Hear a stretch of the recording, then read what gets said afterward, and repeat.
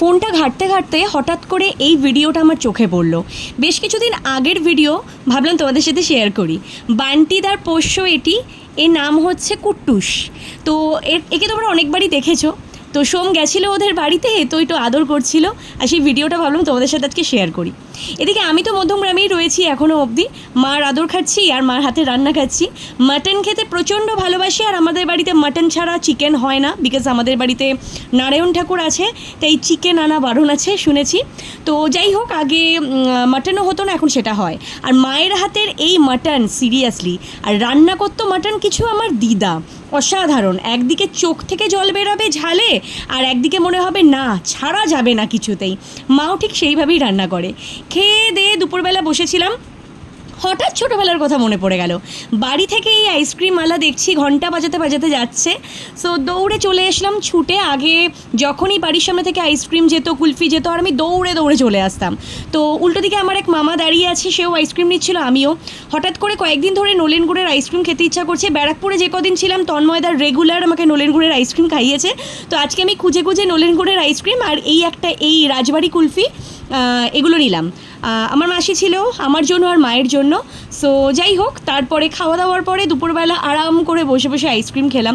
ছোটোবেলার অনেক কিছুই মনে পড়ে যায় যখন মধ্যমগ্রামে আসি, কারণ মধ্যমগ্রামে আসলেই সব কিছু সিমিলারিটি খুঁজে পাওয়া যায়। ইভিনিংয়ে বেরালাম, বেরিয়ে তিনজনে মিলে একটু রায় ব্রাদার্সে গেছিলাম। পয়লা বৈশাখের দিনকে তোমাদের ভিডিও দেখিয়েছিলাম সোনার দোকানের। সো ওদের ওখানে গেছিলাম, একটু কিছু টুকটাক কাজ ছিল মার আর মাসির।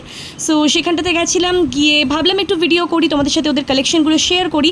যদিও বা পুরো কালেকশন শেয়ার করতে পারিনি, যতটুকু নতুন দোকানে রয়েছে ততটুকুই করতে পেরেছি। ওদের পুরনো দোকানটা এখনও সাইডে রয়েছে। আর এই যে যখনই আমি আসি রায় ব্রাদার্সে, আমার চোখ জাস্ট ধাঁধিয়ে যায়। এত সুন্দর সুন্দর মানে লক্ষ্মী গণেশের সোনার মূর্তি বানানো, কত সুন্দর মানে ডেকোরেটিভ আইটেমগুলো এখানটাতে শোপিস করে রেখে দেওয়া হয়েছে।